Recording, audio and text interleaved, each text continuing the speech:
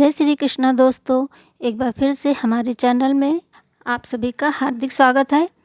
आज हम सुनने जा रहे हैं जीवित पुत्र का व्रत की दिव्य कथा, जिसे जीतिया व्रत भी कहा जाता है। यह व्रत माताओं और बहनों द्वारा अपने बच्चों की दीर्घायु, सुख, समृद्धि और स्वस्थ जीवन के लिए किया जाता है। हर वर्ष अश्विन मास के कृष्ण पक्ष की सप्तमी तिथि को यह व्रत प्रारंभ होता है और अष्टमी को इसकी पूजा एवं कथा का पाठ किया जाता है। इस व्रत में भगवान जिमूत वाहन की पूजा होती है। मान्यता है कि इस व्रत की कथा सुनने और करने से संतान लंबी उम्र वाली, निरोगी और भाग्यशाली होती है। तो आइए अब सुनते हैं जीतिया व्रत की पावन कथा। एक बार नैमिषारण्य में अनेक ऋषि मुनि एकत्रित थे। उन्होंने सूत जी से प्रश्न किया, हे प्रभु, कलयुग में जब पाप बढ़ेंगे, धर्म कम होगा और संतान पर संकट आएगा, तो माताएं अपनी संतान की रक्षा कैसे कर पाएंगी? कौन सा व्रत उन्हें करना चाहिए जिससे बच्चों की अकाल मृत्यु ना हो? सूत जी बोले, हे ऋषियों, यह प्रश्न बहुत महत्वपूर्ण है। यही प्रश्न कभी द्रौपदी ने भी किया था। जब महाभारत युद्ध समाप्त हुआ और अश्वत्थामा के हाथों द्रौपदी के 5 पुत्र मारे गए, तब शोकाकुल द्रौपदी ब्रह्मांड श्रेष्ठ धौम्य के पास गई और आंसुओं से भरी आंखों के साथ बोली, हे महात्मन, मैंने अपने पुत्रों को खो दिया। क्या इस कलयुग में माताओं को हमेशा अपने बच्चों की मृत्यु का दुख सहना पड़ेगा? कृपा करके कोई ऐसा उपाय बताइए जिससे संतान दीर्घायु और सुरक्षित रहे। धौम्य जी ने द्रौपदी को शांत किया और बोले, हे देवी, तुम्हें मैं एक दिव्य कथा सुनाता हूँ। ये कथा सुनने और इस व्रत को करने से संतान कभी अल्पायु नहीं होती। ये कथा है राजा जिमूत वाहन की। सतयुग में एक महान राजा हुए जिमूत वाहन। वे सत्यप्रिय, धर्मनिष्ठ और करुणामय थे। उनकी माता का नाम था शैव्या और पिता का नाम शालिवाहन। वे सूर्यवंश में जन्मे थे। राजा अपने प्रजाजनों को सदा सुख देने वाले थे। उनका जीवन त्याग और सेवा में बीतता था। एक दिन वे अपनी पत्नी के साथ अपनी ससुराल गए और कुछ समय वहीं रहने लगे।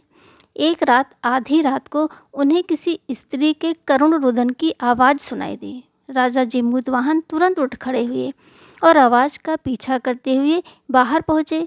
उन्होंने देखा कि एक वृद्ध माता अपने मृत पुत्र के शव के पास बैठी विलाप कर रही है। वह कह रही थी, हाय रे, मेरे भाग्य का नाश हो गया। मेरी वृद्धावस्था में मेरा बेटा छिन गया। मैं किसके सहारे अब जीवित रहूंगी?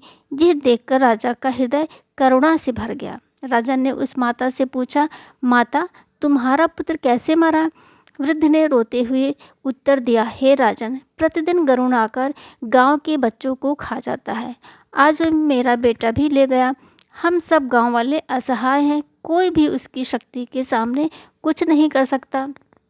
राजा जिमूत वाहन का हृदय यह सुनकर व्यथित हो गया। उन्होंने माता से कहा, माता, अब तुम चिंता मत करो, मैं तुम्हारे पुत्र को बचाऊंगा।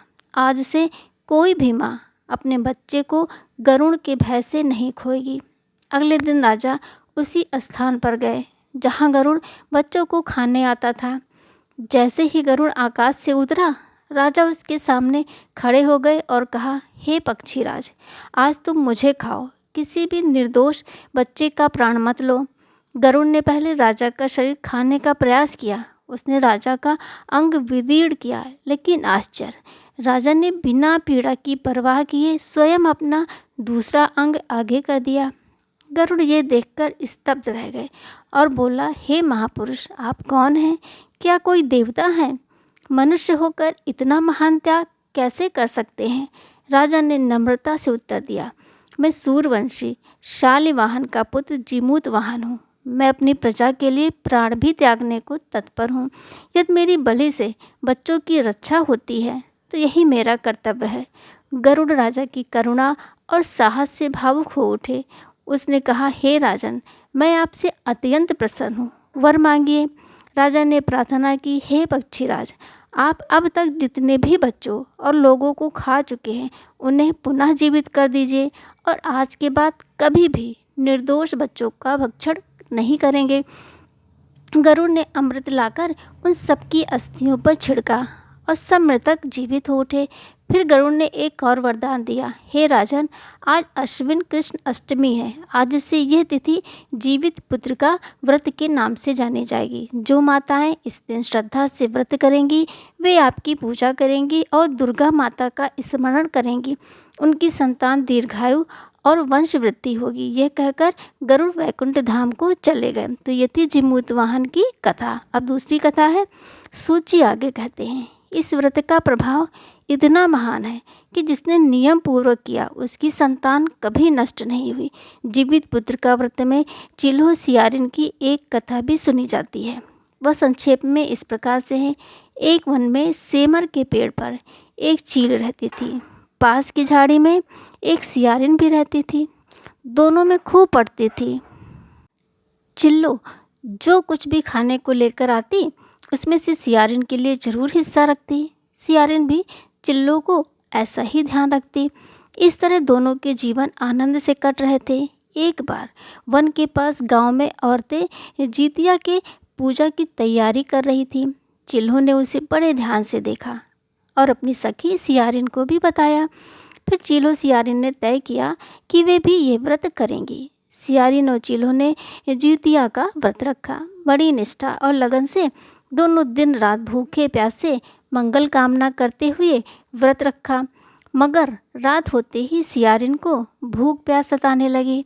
जब बर्दाश्त न हुआ तो जंगल में जाकर उसने मांस और हड्डी पेट भरकर खाया। चिल्हो ने हड्डी चबाने के कड़कड़ की आवाज़ सुनी तो पूछा कि यह कैसी आवाज़ है। सियारिन ने कह दिया, बहन, भूख के मारे मेरा पेट गुड़गुड़ा रहा है, ये उसी की आवाज़ है। मगर चिल्हो को पता चल गया। उसने सियारिन को खूब लताड़ा कि जब व्रत नहीं हो सकता तो संकल्प क्यों लिया था। सियारिन लजा गई, पर व्रत भंग हो चुका था। चिल्हो रात भर भूखे प्यासे रहकर व्रत को पूरा किया। अगले जन्म में दोनों मनुष्य रूप में राजकुमारी बनकर सगी बहनें हुई। सियारिन बड़ी बहन हुई और उसकी शादी एक राजकुमार से हुई। चिल्हो छोटी बहन हुई, उसकी शादी उसी राज्य के मंत्री पुत्र से हुई। बाद में दोनों राजा और मंत्री बने। सियारिन रानी के जो भी बच्चे होते वे मर जाते, जबकि चिल्हो के बच्चे स्वस्थ और हट्टे कट्टे रहते। इससे उसे जलन होती। उसने कभी उनका सर कटवाकर डब्बे में बंद करा दिया, पर वह शीश मिठाई बन जाती और बच्चों का बाल तक बाका न होता। बार बार उसने अपनी बहन के बच्चों और उसके पति को मारने का प्रयास भी किया, पर सफल न हुई। आखिरकार दया योग से उसे भूल का आभास हुआ। उसने क्षमा मांगी और बहन के बताने पर जीवित पुत्र का व्रत विधि विधान से किया तो उसके पुत्र भी जीवित रहे। प्रिय दोस्तों, यही है जीवित पुत्र का व्रत की दिव्य कथा। ये कथा हमें त्याग, करुणा और मातृ प्रेम का अद्भुत संकेत देती है। जैसे राजा जिमूतवाहन ने प्रजा के बच्चों की रक्षा के लिए अपने प्राण अर्पण कर दिए, वैसे ही यह व्रत माताओं के असीम प्रेम और त्याग का प्रतीक है।